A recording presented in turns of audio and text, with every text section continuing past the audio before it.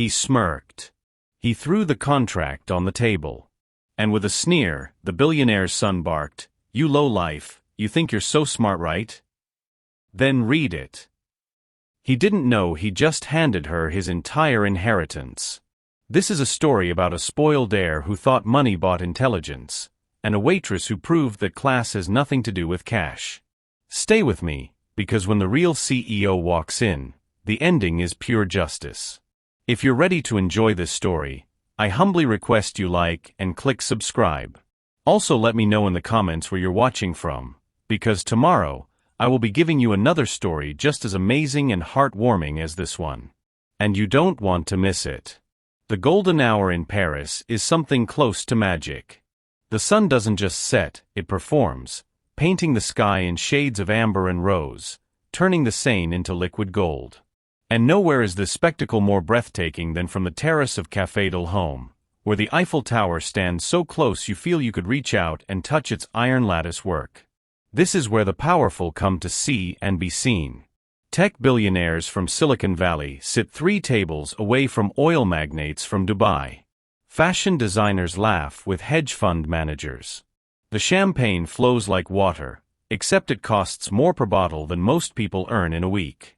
Crystal glasses catch the light like prisms, designer watches glint on wrists that have never known manual labor, and the air itself seems perfumed with money and privilege. Phoebe Du Bois moved through this world like a ghost. Not invisible exactly, but existing in that peculiar space where the wealthy prefer their service to remain, present but unnoticed, efficient but unobtrusive. She was 26, with skin like polished mahogany and eyes that missed absolutely nothing. Her uniform was immaculate, her hair pulled back in a neat bun that would survive a hurricane, her movements so practiced they seemed choreographed. She knew the names of the regular guests, their preferences, their allergies, their moods. She could tell when the couple at table 7 was having an affair by the way they sat too close and spoke too quietly. She knew the businessman at table 12 was about to close a major deal by the way he kept checking his phone and ordering increasingly expensive wine. This terrace was her classroom, and she was an excellent student. Every table she served, every conversation she overheard, every power play that unfolded over foie gras and champagne, she absorbed it all. The wealthy thought their servers were furniture, incapable of understanding their world. They spoke freely about mergers and acquisitions, about hostile takeovers and tax havens, about stock options and golden parachutes. They never imagined that the woman refilling their water glasses was taking mental notes, that she went home each night to a studio apartment in the 18th arrondissement and studied corporate law until her eyes burned. Phoebe had learned early that the world judged you by your circumstances, not your capabilities. She was a black woman from Senegal working as a waitress in Paris. To people like the ones she served, that was her entire story. They didn't know about her scholarship to Sciences Po, one of Europe's most prestigious universities. They didn't know she was 3 semesters away from a degree in international corporate law. They didn't know she'd scored in the top 2% on her entrance exams, or that her thesis on cross-border merger regulations had impressed professors who'd worked for the United Nations. She'd learned to keep her intelligence hidden, to play the role expected of her. Because she discovered that nothing threatened insecure people more than capability in someone they decided was beneath them. So she smiled politely, said "Oui, monsieur," and "Right away, madam," and let them believe she was exactly what they saw, just the help.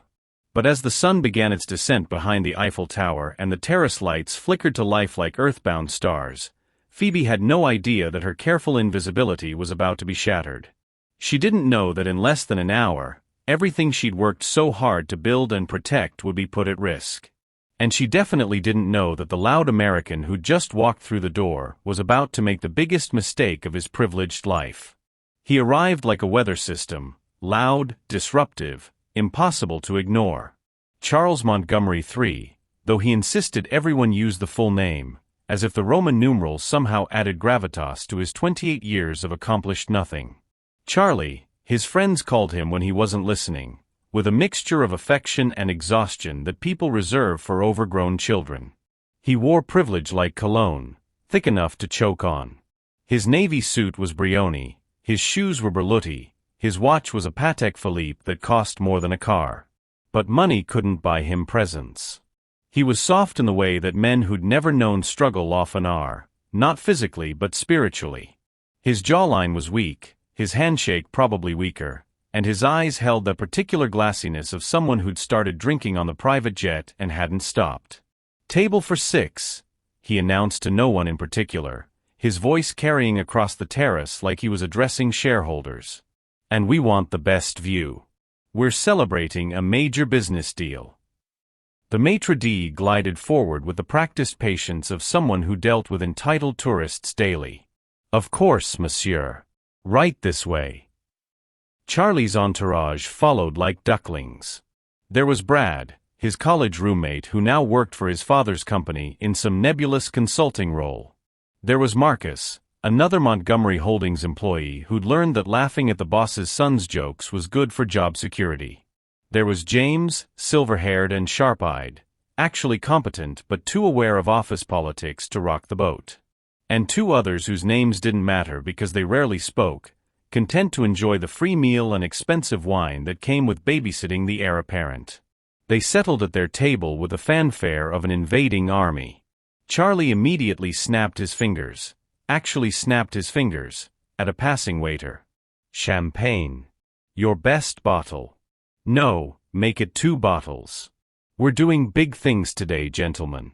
Big things." He leaned back in his chair, legs spread wide in that posture men adopt when they want to claim as much space as possible. Phoebe approached with menus, her face a mask of professional courtesy. "Good evening, gentlemen. Welcome to Café del Home. May I start you with some wine?" Charlie looked up at her, and something flickered in his eyes. A calculation. An opportunity. Well, he said, his voice taking on a tone that made Phoebe's shoulders tense imperceptibly. "You speak English. How convenient." "Yes, sir," she replied, her French accent wrapping elegantly around the words. "I speak several languages. It's quite common in Paris." She meant it as simple fact, but Charlie heard something else. Challenge, maybe.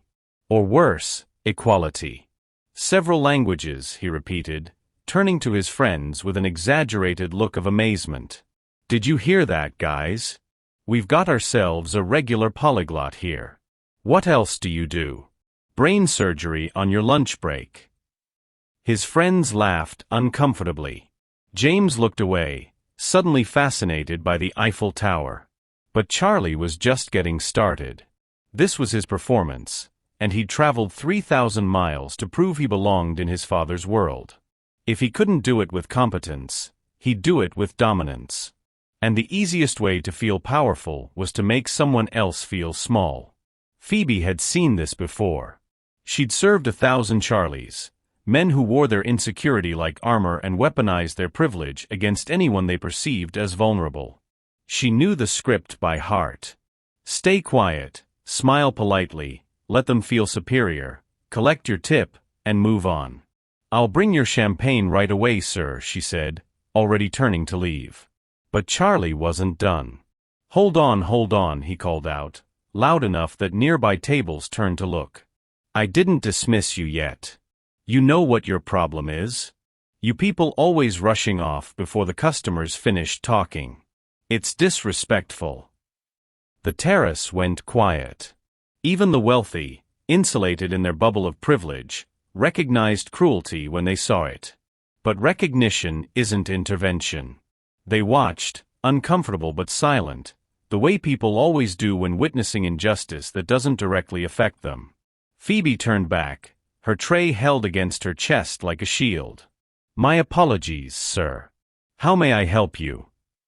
Her voice was steady, professional, giving him nothing to grab onto. And that, perhaps, was her mistake. Because men like Charlie needed reaction. They needed to see the impact of their cruelty. And when they didn't get it, they escalated. Charlie leaned forward, elbows on the table, that smirk spreading across his face like spilled wine. "Where are you from? Originally, I mean. Before you came here to serve champagne to your betters." The question hung in the air, loaded with implications, wrapped in false curiosity.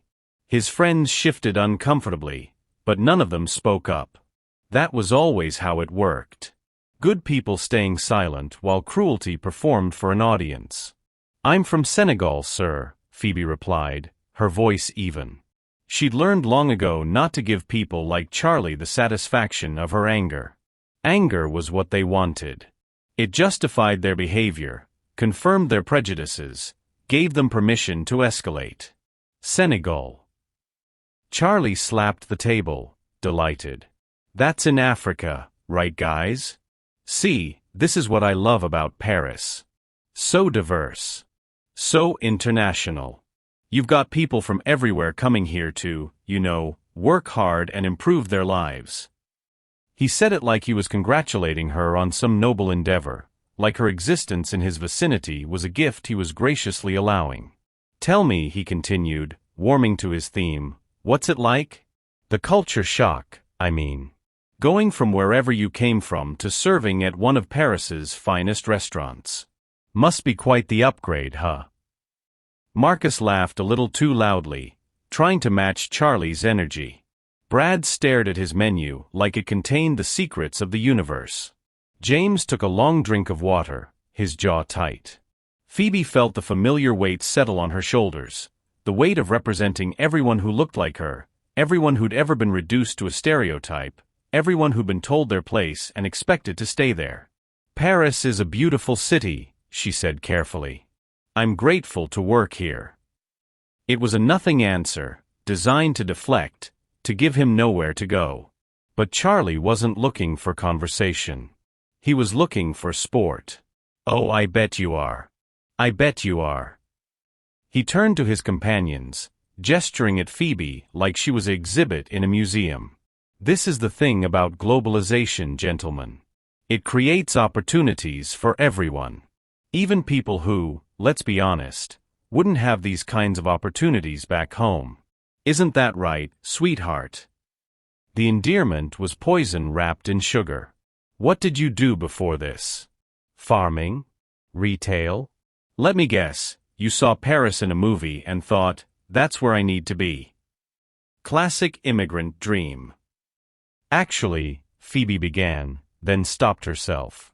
She'd almost said it. Almost told him about her education, her scholarship, her degree.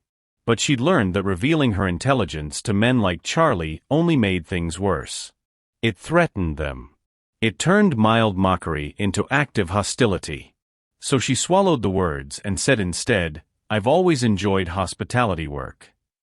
"Hospitality work," Charlie repeated, savoring the words. "That's a fancy way of saying waitress, isn't it? You know what I respect about you? No false pride. You know what you are. Not like some people who get a little bit of education and suddenly think they're better than their station." He was on a roll now, performing not just for his table but for the growing audience of uncomfortable diners. "My father always says, Charles, the world needs ditch diggers too." And he's right. Not everyone can be a CEO. Some people are meant to serve. The word hung there, heavy with history, with centuries of oppression and justified cruelty. Serve. Not work, not help, not assist. Serve. Like she was somehow inherently subordinate, like the accident of her birth had determined her worth. Phoebe felt something crack inside her carefully constructed armor. She'd endured a lot in her 3 years in Paris. Microaggressions and outright racism, condescension and casual cruelty. She'd smiled through it all because she had to, because she needed this job, because she was so close to finishing her degree and she couldn't afford to lose the income. But standing there on that terrace, with the Eiffel Tower glittering behind her and this overgrown child mocking her for the entertainment of men too cowardly to stop him, Phoebe felt her resolve waver. She thought about her mother in Dakar, who cleaned houses to pay for Phoebe's first year of university. She thought about her professors at Sciences Po who'd told her she had one of the sharpest legal minds they'd encountered. She thought about the thesis sitting on her laptop, 93 pages analyzing international corporate law, that would earn her a degree in 3 more months. And she thought about how easy it would be to walk away right now. To untie her apron, drop it on Charlie's designer shoes, and leave this all behind. But that was exactly what men like Charlie counted on. They pushed until you broke, until you gave them a reason to justify their prejudice. She got aggressive, they'd say. She couldn't handle the job. These people are too sensitive. So Phoebe did what she'd been doing for 3 years. She breathed in slowly, centered herself, and prepared to absorb another blow to her dignity. "Is there anything else I can get you, sir?" she asked, her voice professionally neutral, giving him nothing. But Charlie had already moved on to his next act. He reached into his briefcase and pulled out a thick stack of papers, bound and official-looking, covered in dense text and legal terminology. And he smiled the smile of a predator who'd just spotted wounded prey. Charlie held the document up like a trophy, turning it so his friends could see the imposing letterhead, Montgomery Holdings International, LLC. "You see this?" he announced, his voice carrying across the terrace. "This is what real business looks like. €42 million acquisition. My father trusts me to review the final contracts before signing. This is the kind of responsibility they give you when you actually matter in the business world." James raised an eyebrow but said nothing. Brad nodded enthusiastically. Marcus said, "That's huge, man. Congratulations." They were all playing their roles in Charlie's theater of inadequacy. But Charlie wasn't satisfied with their attention anymore. He'd found a better audience, one that hadn't chosen to be there, one that couldn't simply walk away. "You know what this is?" he asked Phoebe, waving the contract in her direction. She'd been trying to excuse herself, to retreat to the safety of the kitchen and send another server to handle this table. But Charlie's voice pinned her in place, and the growing attention of other diners made leaving feel impossible.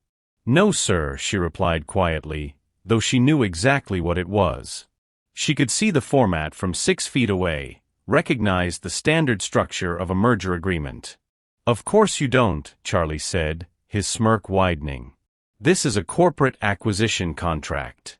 43 pages of legal jargon, international commerce law, financial instruments, liability clauses.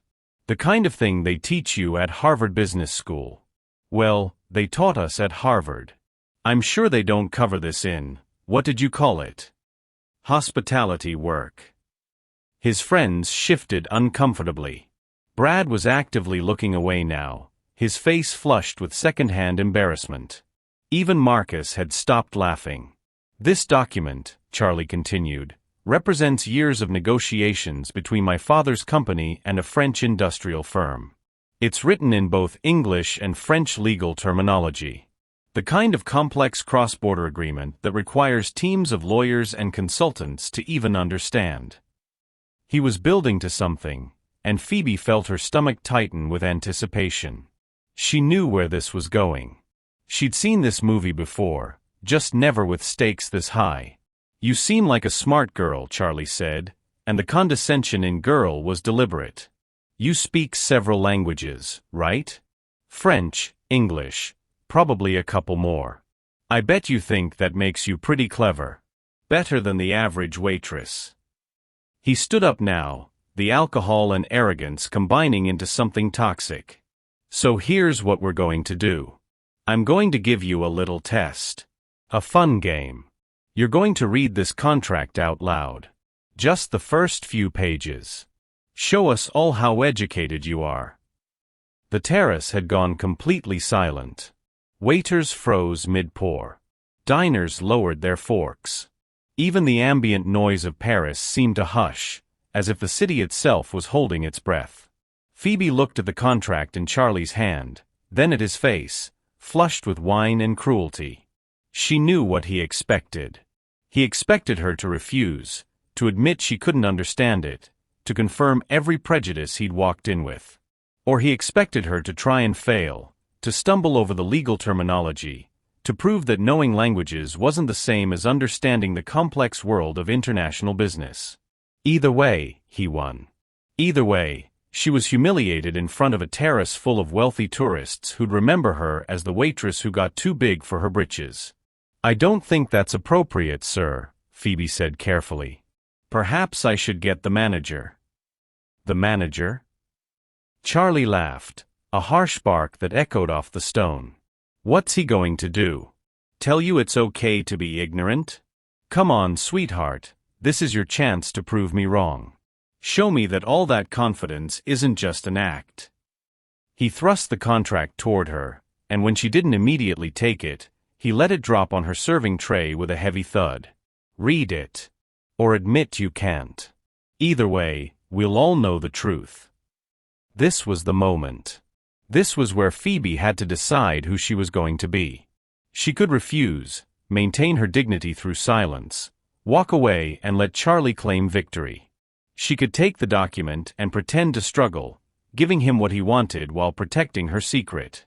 Or she could do something she'd sworn she'd never do. She could show them exactly who she was and deal with whatever consequences came.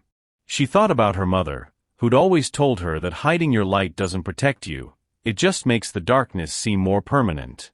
She thought about her professors who'd encouraged her to be bold, to take up space, to stop apologizing for being excellent. And she thought about all the other Phoebes out there, working jobs beneath their capabilities, swallowing insults, staying silent because they'd been taught that survival required invisibility. Phoebe picked up the contract. Her hands were steady. Her eyes met Charlie's, and for the first time since he'd arrived, she let him see past the mask of professional courtesy. She let him see the intelligence he'd mocked, the education he'd assumed she lacked, the quiet fury of someone who'd been underestimated her entire life. "If you insist, sir," she said, and her voice carried across the terrace like a bell. Clear. Confident. Completely unafraid. Charlie's smirk widened. He thought he'd won. He settled back in his chair, gestured to his friends like a Roman emperor about to watch the gladiators. The other diners leaned forward slightly, some with pity in their eyes, some with curiosity, some with the guilty pleasure of watching someone else's humiliation. And Phoebe opened the contract to page 1, took a breath, and prepared to change everything. The first page was all formalities, the letterhead, the date, the parties involved. Phoebe began reading in English, her accent adding elegance to the dry legal prose. "This agreement, dated the 15th of October 2025, is entered into by and between Montgomery Holdings International, LLC, a Delaware corporation with its principal place of business at." Her voice was steady, clear, carrying across the terrace with unexpected authority. Charlie's smirk remained fixed in place, but his eyes had already started to narrow. This wasn't what he'd expected. He'd expected hesitation, mispronunciation, the stumbling confusion of someone out of their depth. Instead, Phoebe read with the practiced fluency of someone who'd spent countless hours studying exactly this kind of document. She turned to page 2, where the English and French sections began to interweave, and without missing a beat, switched languages. La partie acquérante reconnaît avoir effectué toutes les vérifications nécessaires concernant la situation financière et juridique de la société civile. Her French was perfect, not the casual French of someone who'd learned it on the streets, but the formal, technical French of legal education. Brad's fork had stopped halfway to his mouth. Marcus sat frozen, his champagne glass hovering in midair.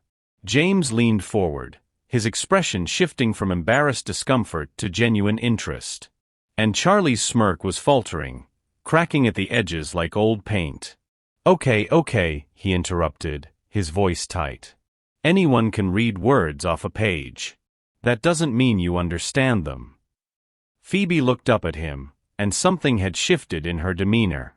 The armor of submission had fallen away, revealing something harder underneath. "You're right, sir," she said, and her tone was no longer deferential. It was the tone of someone who'd been playing defense and had just decided to attack. "Reading is different from comprehension. So let me explain what this section actually means." She pointed to a paragraph dense with legal terminology. "This is a representations and warranties clause. The acquiring party, that's Montgomery Holdings, your father's company, is stating that they've performed adequate due diligence on the target company, Beaumont Industries. They're accepting responsibility for the accuracy of the financial statements provided. It's a standard clause, but it's also where acquisition deals often hide their biggest problems. Charlie's face was reddening, but he was speechless. His friends were staring at Phoebe with a mixture of shock and fascination. Around the terrace, other diners had abandoned all pretense of eating, fully invested in this unexpected drama. Phoebe continued, flipping through the pages with the familiarity of someone who'd written papers on this exact subject. Page 7, Section 3.5, here's where it gets interesting. This is the liability assumption clause. In French, it says l'acquéreur assume l'entière responsabilité de tous les passifs existants et latents de la société civile. In English, that means the acquiring party assumes complete responsibility for all existing and latent liabilities of the target company. She paused, her finger tracing down the page. But the definition of existing is left deliberately vague. So what? Charlie snapped, trying to regain control. That's normal. My father's lawyers approved this. But his voice lacked conviction now. He was scrambling, and everyone could hear it. Phoebe turned to page 16, the financial disclosure section. Her eyes scanned the columns of numbers, the footnotes, the appendices. And then she stopped. Her finger pressed against a specific line, and her expression changed. Here, she said, and her voice had taken on a different quality now. Not angry, not triumphant. Concerned. Footnote 12, subsection D. It's easy to miss because it's buried in the financial appendix, written in abbreviated French accounting terminology. Emprunt contract le 18 juillet 2025. Montant à 2 millions d'euros. Destiné au projet d'expansion Beaumont-Marseille. Projet arrêté le 2 septembre 2025. She looked up, first at Charlie, then at James, who was now sitting bolt upright in his chair. Beaumont Industries took out a €12 million loan on July 18th of this year. That was 87 days ago. The loan was for an expansion project in Marseille that was terminated on September 2nd. Which means they have a massive debt for a failed project. Charlie waved dismissively, but his hand was shaking. So? Companies have debts. That's factored into the purchase price. But Phoebe was already flipping back to Section 7, subsection C. Not according to this clause. Remember the liability assumption language? Let me read it again, carefully. The acquiring party assumes responsibility for all liabilities incurred more than 90 days prior to the signing date. 90 days. But this loan was taken out 87 days ago. The terrace had gone completely silent. Even the waiters had stopped moving. James grabbed the contract from Charlie's hands, ignoring his protest, and started reading frantically. His lips moved as he traced the sections Phoebe had referenced. His face went pale. "Oh my God," he whispered. "Charlie, did you actually read this?" Phoebe continued, her voice steady but urgent. According to this contract as written, Montgomery Holdings would not just be acquiring Beaumont Industries.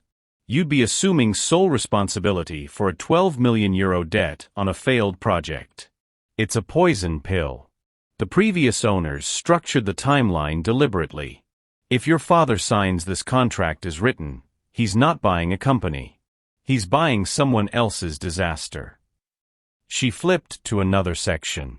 And here, in the indemnification clause, page 32, there's language that prevents Montgomery Holdings from seeking recourse against the previous owners for any financial obligations undertaken in good faith for business development purposes.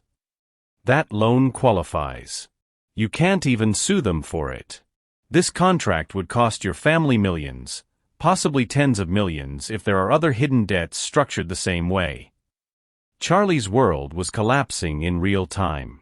His carefully constructed performance, his chance to prove his worth to his father, the entire reason he was in Paris, all of it was evaporating like morning fog. And it was being dismantled by the waitress he'd mocked, the woman he'd tried to humiliate, the person he dismissed as beneath his notice. The universe has a sense of humor, and it's often cruel to those who deserve it most. For a long moment, Charlie just stared at Phoebe. His mouth opened and closed like a fish gasping on a dock. His face cycled through emotions so quickly it was almost comical: confusion, understanding, denial, and finally rage. Pure, incandescent rage born from humiliation and shattered ego. That's not, you're lying. The words exploded from him like a pressure valve releasing. You're making this up. You probably can't even read, you're just trying to embarrass me. James had the contract now, his finger following the same sections Phoebe had referenced. Charlie, she's right. This is really bad. How did you miss this? But Charlie wasn't listening. He was standing now, his chair scraping loudly against the stone terrace.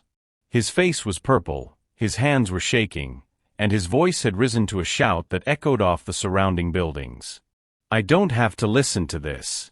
I don't have to stand here and be lectured by the help. He grabbed his wine glass, his knuckles white against the crystal. You think you're so smart? You think you're better than me because you can read some fancy words. His friends were trying to calm him, hands on his arms, voices low and urgent, but Charlie had passed the point of reason. He'd been raised in a world where his name opened every door, where his mistakes were cleaned up by lawyers and his failures were cushioned by family money.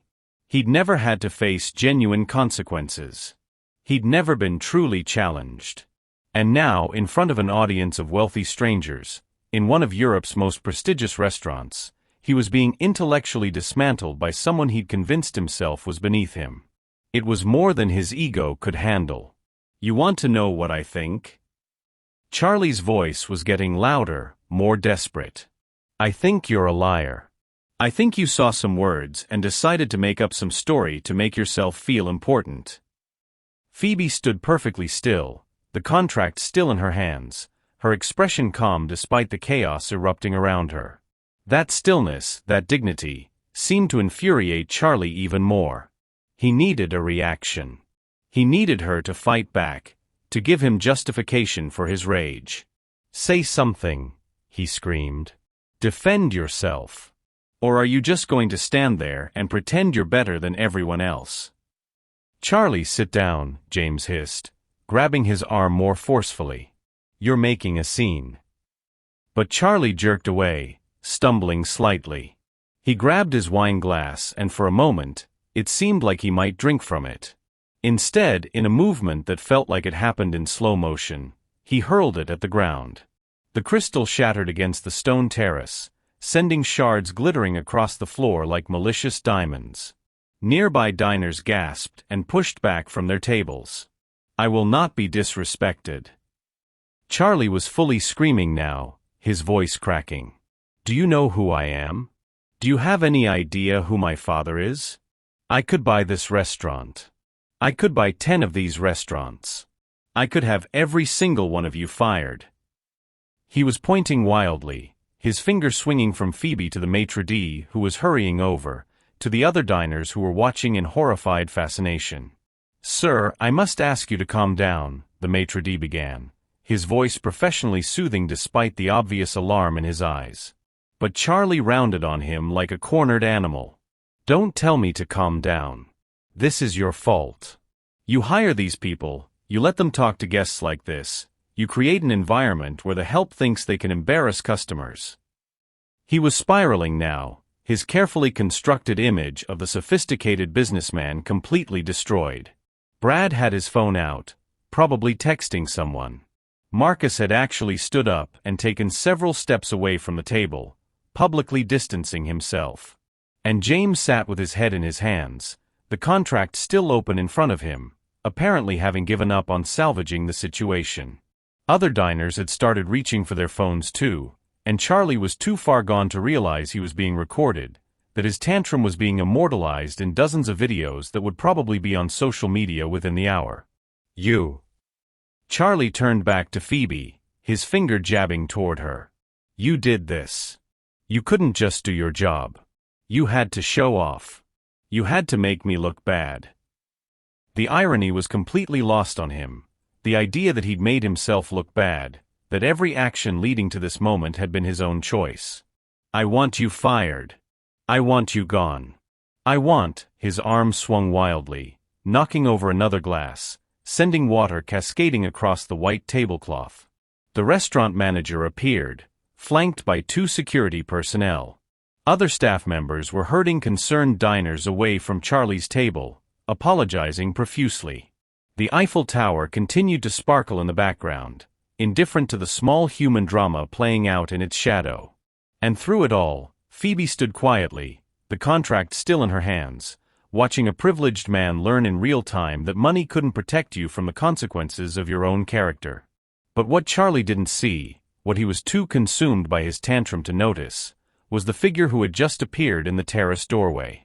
A man in his late 50s, silver-haired and impeccably dressed, whose presence seemed to change the very air pressure of the space.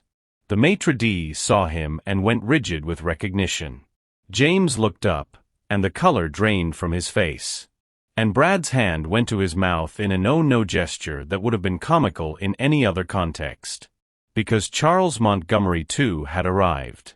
And he'd just watched his son destroy his own future. The transformation was immediate. Charles Montgomery too didn't raise his voice. He didn't have to. His presence did all the work, filling the terrace with an authority that money alone could never buy. This was a man who'd built an empire from the ground up, who'd made his first million before his son was born, who commanded respect not through volume but through competence. He stood in the doorway, his expression unreadable, watching his son's tantrum wind down like a clockwork toy running out of spring. Charles. Just one word. Quiet. Controlled. But it cut through the chaos like a blade through silk. Charlie froze mid-rant, his arm still extended from his last wild gesture. For a moment, he looked like a child caught drawing on the walls, equal parts defiant and terrified. "Father," he said, and his voice was suddenly small. "This isn't. I was just..." She was being disrespectful and I. "Stop talking." Another quiet command that Charlie obeyed instantly. Mr. Montgomery walked forward, his footsteps deliberate. He didn't look at his son. Instead, his eyes went to the shattered glass on the floor, the overturned glasses on the table, the growing stain of spilled wine spreading across the white linen. He looked at the other diners, some filming, some simply staring. He looked at the restaurant staff, at the maitre d', whose professional composure was barely holding. And finally, he looked at Phoebe. She met his eyes without flinching, still holding the contract. There was something in her posture now, a quiet defiance mixed with dignity. She'd been through the fire and come out refined rather than reduced. Mr. Montgomery studied her for a long moment, and something passed between them, a recognition perhaps of kindred spirits who'd both earned their place through work rather than inheritance. "Monsieur Montgomery," the restaurant manager appeared, his accent thick with apology. "I am terribly sorry for this disruption. Please allow me to offer you a private table, complimentary champagne, anything to make this right." But Mr. Montgomery raised a hand. "That won't be necessary. I'm not here to eat. I'm here because my assistant informed me my son was at this establishment, and I needed to discuss the Beaumont acquisition with him before our meeting tomorrow." His French was perfect, formal, the kind that came from years of international business. He turned back to Charlie, who'd collapsed into his chair, looking like he wanted the ground to open up and swallow him. "I sent you the contract 3 days ago. I asked you to review it thoroughly. I was clear that this was your chance to prove you could handle complex negotiations. That this was your opportunity to show me you understood the business." His voice remained level, but there was steel underneath. "Instead, I arrived to find you causing a public scene, screaming at staff, destroying property. Would you like to explain?" Charlie's mouth moved, but no sound came out. His friends had become statues, afraid that any movement would draw fire in their direction. James, still holding the contract, Looked like he was actively considering whether he could somehow teleport to another location. And Phoebe remained standing beside the table, suddenly the calmest person on the terrace despite being at the center of the storm. "Perhaps," Mr. Montgomery said, his tone shifting to something that might have been amusement if it wasn't so cutting, "you were upset because someone pointed out something you'd missed in the contract?" His eyes landed on the document in James's hands. "May I see that?" James practically threw it at him, relief flooding his face at being able to pass the responsibility to someone else. Mr. Montgomery took the contract and began reading. Charlie found his voice, desperate now. "Father, she's lying. That waitress, she made up some story about problems with the contract to embarrass me. She doesn't know anything about corporate law, she's just..." But his father's hand rose again, silencing him. The older man's eyes moved quickly across the pages, and his expression shifted almost imperceptibly. A tightening around the eyes. A slight compression of his lips. He flipped to page 16, read the footnote. Back to section 7, subsection C. His finger traced the liability clause. Then he pulled out his phone and made a call, brief and efficient. "Richard, it's Charles. That Beaumont deal we're signing tomorrow? Put it on hold. There's an issue with the liability timeline. I'll explain when I see you." He ended the call and looked at Phoebe. "You found this?" he asked, his voice neutral. Phoebe nodded. "Yes, sir. Your son asked me to read the contract, and I noticed the discrepancy between the loan date and the liability assumption period." Mr. Montgomery's eyebrow rose slightly. "You read corporate merger agreements regularly?" There was no mockery in the question, just genuine curiosity. "I'm completing my degree in international corporate law at Sciences Po," Phoebe replied. "I've studied cross-border acquisitions extensively." The silence that followed was profound. Charlie looked like he'd been slapped. His friends looked at Phoebe with new eyes, re-evaluating everything they'd witnessed. And Mr. Montgomery did something unexpected. He smiled just slightly, the way someone might when a piece of a puzzle suddenly clicks into place. "Sciences Po," he repeated. "One of the top programs in Europe." He looked at his son. "Did you know this?" Charlie's silence was answer enough. Mr. Montgomery shook his head slowly, the disappointment more damaging than any anger could be. "You asked her to read the contract. You turned it into a game, a way to humiliate someone you assumed was beneath you. And in doing so, you handed her the evidence of your own incompetence." He turned to the restaurant manager. "I apologize for my son's behavior. The damage, the disruption. Send the bill to my office. And please accept my personal guarantee that he will not be returning to your establishment."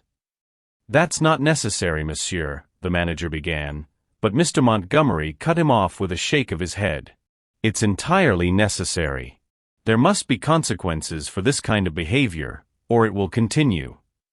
He turned back to Charlie, who looked smaller somehow, diminished. "You will remain in your hotel room for the remainder of this trip.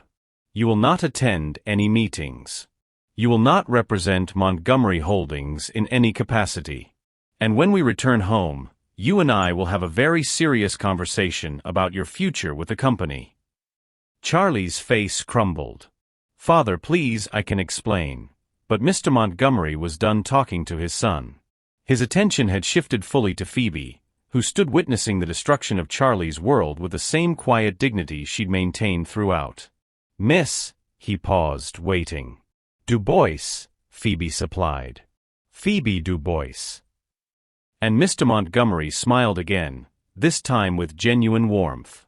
"Miss Du Bois, might you have a moment to speak with me? Privately."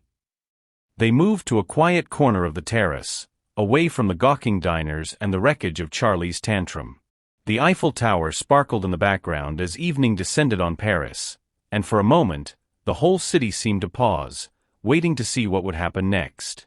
Mr. Montgomery gestured to a chair, waited for Phoebe to sit before taking his own seat. Even in this, he demonstrated the kind of old-school courtesy that his son had never learned. First, he began, I owe you an apology.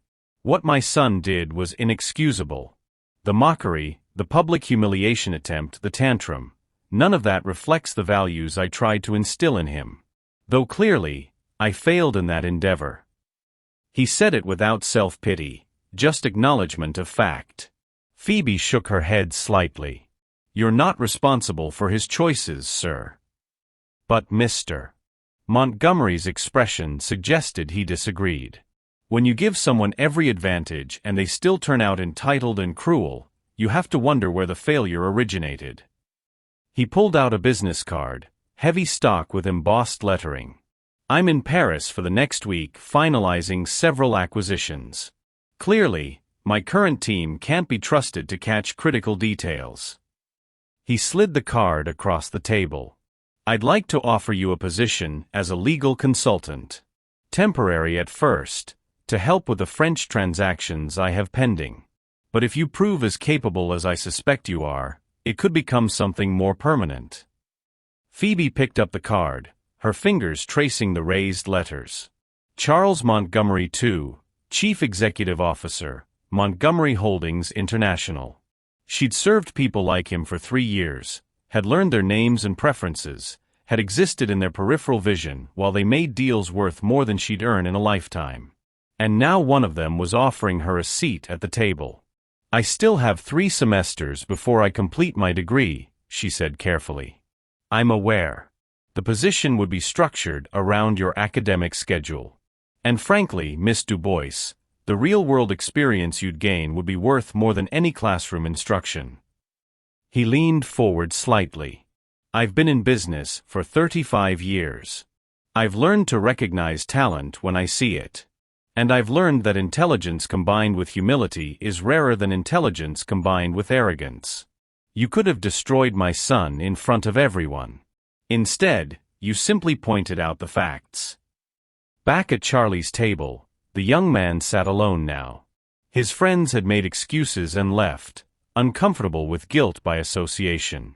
The staff was cleaning up the broken glass, the spilled wine, the physical evidence of his loss of control.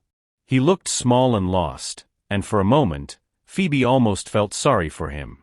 Almost. Then she remembered his sneer, his casual cruelty, the way he tried to make her feel less than human for his own amusement. Your son asked about my story earlier, Phoebe said, looking back at Mr. Montgomery. He wanted to know where I came from, what I was doing here. He assumed he knew the answer before I could speak. Mr. Montgomery nodded. My son has never had to work for anything. His mother and I gave him every advantage, thinking we were helping him. Instead, we created someone who mistakes privilege for achievement. He paused. I take it you're not just working here to send money home? I'm working here to pay for my education. My mother works 3 jobs in Dakar to support herself and send me what she can. I have a partial scholarship to Sciences Po, but it doesn't cover living expenses in Paris. So I work 50 hours a week and study whenever I'm not working. I sleep about 5 hours a night. And in 3 months, I'll have my degree in international corporate law. She said it without pride or complaint, just fact. This was her life, the choices she'd made, the price she'd paid. And then what? Mr. Montgomery asked. After you graduate? Phoebe smiled slightly. I was planning to apply to firms here in Paris. Maybe Brussels. Somewhere that values international experience and bilingual capabilities. I'd hoped to specialize in cross-border corporate transactions. She looked down at the business card in her hand. Though I admit, I never expected the opportunity to literally fall into my lap via temper tantrum. Mr. Montgomery laughed, genuine and warm. Life has a sense of humor, usually at our expense. He stood, and Phoebe stood with him. Think about my offer. In the meantime, I have a son to deal with. He looked back at Charlie, who sat staring at his hands, the picture of defeat. Privilege without purpose creates entitled children who never grow up. I thought I could shelter him from the harsh realities of the world until he was ready to face them. I was wrong. He's not beyond redemption, Phoebe said, surprising herself. He just needs to learn that respect isn't owed, it's earned. And that intelligence exists in places he's been taught not to look. Mr. Montgomery studied her for a moment. You're kinder than he deserves. That's good. The business world has enough cruelty in it. We need people who can be strong without being cruel, competent without being arrogant. He walked back to Charlie's table. Phoebe couldn't hear the conversation, but she saw Charlie's face crumble, saw him nod repeatedly, saw the weight of consequences settling on shoulders that had never carried real responsibility before. Mr. Montgomery pulled out his wallet and handed the maitre d' several bills, far more than necessary to cover the damage. An apology paid in euros for embarrassment that couldn't be calculated. When he returned, he paused beside Phoebe. My assistant's number is on that card. Call her tomorrow if you're interested. We'll arrange a formal interview, discuss terms, work out a schedule that accommodates your studies. He glanced back at his son one more time. And Miss Du Bois? Thank you. Not just for catching the contract error, but for showing me clearly and finally that my son is not ready to run this company. Better to learn that now than after I'm gone and he's destroyed everything I built. He left then, his son trailing behind him like a shadow, diminished and defeated. The terrace slowly returned to normal. Diners went back to their meals, waiters resumed their service, the evening continued. But Phoebe stood holding a business card that represented everything she'd been working toward, earned not through connections or networking or careful career planning, but through refusing to be small, through speaking up when silence would have been safer, through knowing her worth even when the world tried to convince her otherwise. The kitchen was loud when Phoebe finally made it back, full of clattering dishes and rapid-fire French and the organized chaos of dinner service. Her co-workers mobbed her immediately, questions flying faster than she could answer them. What happened out there? Did you really correct some rich American? Is it true he threw a glass? The restaurant manager appeared in the doorway, and the kitchen went quiet. Phoebe tensed, waiting for the reprimand she was sure was coming. You don't embarrass wealthy guests, even when they deserve it. That was the first rule of service. But the manager was smiling. Mademoiselle Du Bois, he said formally, Monsieur Montgomery left this for you. In addition to a very generous tip for the establishment. He handed her an envelope, thick and heavy. Inside was 500 euros and a handwritten note, for 3 years of grace under pressure. You've earned far more than this, but it's a start. CM2 Her co-workers erupted in cheers.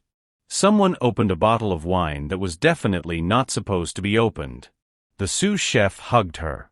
And Phoebe felt tears threatening for the first time all evening, because kindness after cruelty hits different than kindness alone.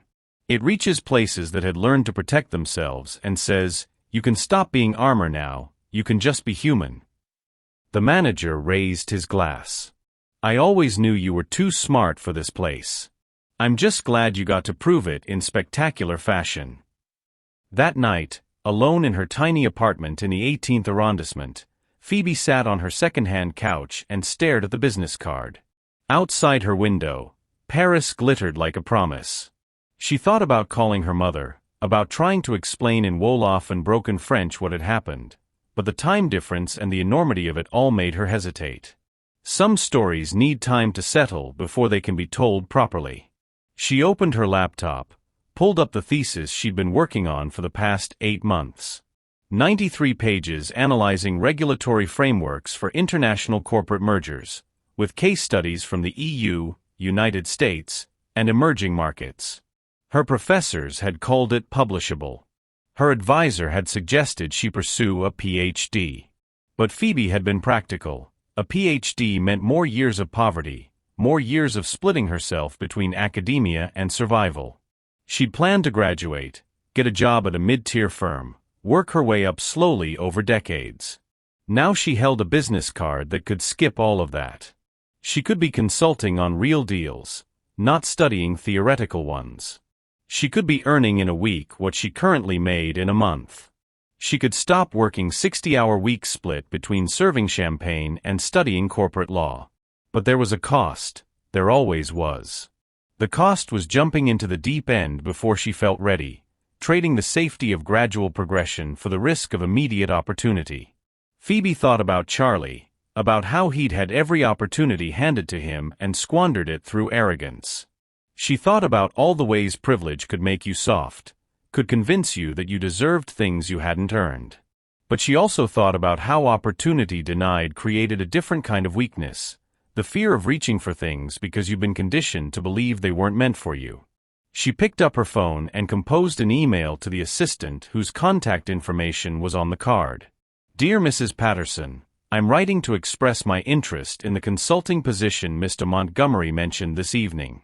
I believe I could be a valuable asset to Montgomery Holdings' European acquisitions, and I'm eager to discuss how we might structure an arrangement around my academic schedule. I'm available for an interview at your earliest convenience. Best regards, Phoebe Dubois. Her finger hovered over the send button. This was it. This was the moment where she chose who she was going to be. The safe path was still available: finish her degree, apply to firms, start at the bottom, prove herself slowly over years. It was predictable, comfortable, the path that millions had walked before her. But predictable paths were for people who had time, and Phoebe had spent 3 years watching wealthy people waste opportunities she would have killed for. She pressed send. The email disappeared into the digital ether, carrying with it a future she couldn't quite imagine but refused to be afraid of. Her phone buzzed almost immediately, an automated response acknowledging receipt and promising a reply within 24 hours. Phoebe set the phone down and walked to her window, looking out at the Paris night.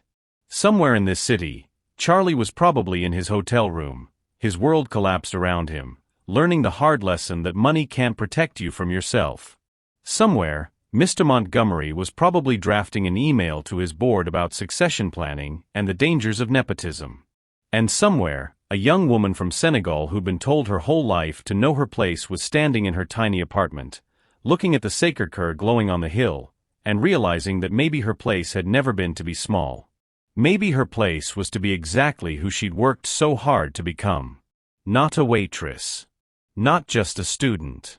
But someone who could stand on a terrace under the Eiffel Tower, holding a contract worth millions, and speak truth to power without flinching. Someone who could be underestimated and use it as an advantage. Someone who could turn cruelty into opportunity and humiliation into triumph. The next morning, Phoebe went back to work. She put on her uniform, tied her apron, and served breakfast to tourists who didn't know her name. But everything felt different now. The weight of invisibility had lifted. She moved through the terrace with her head up, and when wealthy diners looked at her, some of them seemed to actually see her. Maybe word had spread about the dramatic scene the night before. Maybe she just carried herself differently. Or maybe the world only changes when you change how you see yourself in it. 3 hours into her shift, her phone buzzed. An email from Mrs. Patterson. Miss Dubois, Mr. Montgomery would like to meet with you tomorrow at 2 p.m. at our Paris offices. Please bring your CV, your academic transcripts, and any writing samples you feel comfortable sharing. He's very impressed with you and eager to discuss specifics. I'm attaching our address and a visitor's pass to expedite security. Looking forward to meeting you. MP. Phoebe read the email 3 times. Then she walked into the manager's office and gave her 2 weeks' notice. He wasn't surprised. You were always too good for this, he said, shaking her hand. Go show them what we already knew. And just like that, the chapter closed. 3 years of invisible labor, of swallowed pride and careful subservience, of being overlooked and underestimated, had led to this single moment of recognition. Some people are born into opportunity. Others have to build it from nothing, using intelligence and dignity and refusal to be diminished as their only tools. Phoebe Dubois walked out of Café del Home for the last time as an employee. The Eiffel Tower stood eternal behind her, and Paris stretched out in all directions, full of possibility. She thought about Charlie, wondered if he'd learn from this or if he'd just blame her for his failures. She thought about all the other young people like her, working jobs beneath their capabilities, told to be grateful for crumbs when they deserved the whole meal. And she promised herself that when she made it, not if but when, she'd remember what invisibility felt like. She'd remember what it cost to be underestimated. And she'd use her position to open doors for others who'd been taught they didn't belong in the rooms where decisions were made. The sun was warm on her face as she walked to the metro. Tomorrow, she'd interview for a position that could change her life. But today, she'd learned something more valuable than any job could teach her, that knowing your worth doesn't mean waiting for others to recognize it. It means standing up and showing them, even when they've decided you're not worth seeing. It means reading the contract when they expect you to fail. It means speaking truth when silence would be safer. It means taking up space in a world that constantly tells you to be smaller. Phoebe descended into the metro, joining the river of Parisians flowing through the city's veins. Above ground, the Eiffel Tower continued its watch over the city of light. And somewhere in a luxury hotel, a young man was learning that privilege without character is just permission to destroy yourself in expensive ways. The universe has a sense of humor. And sometimes, just sometimes, it serves justice with a side of irony and a perfectly chilled glass of champagne. The end. Thank you for watching this story to the end. If you enjoyed this story, do subscribe to our channel because your support keeps the team going, and stick with us because we have many more where this came from. More intriguing and more amazing stories as you can ever imagine. So do check it out and enjoy.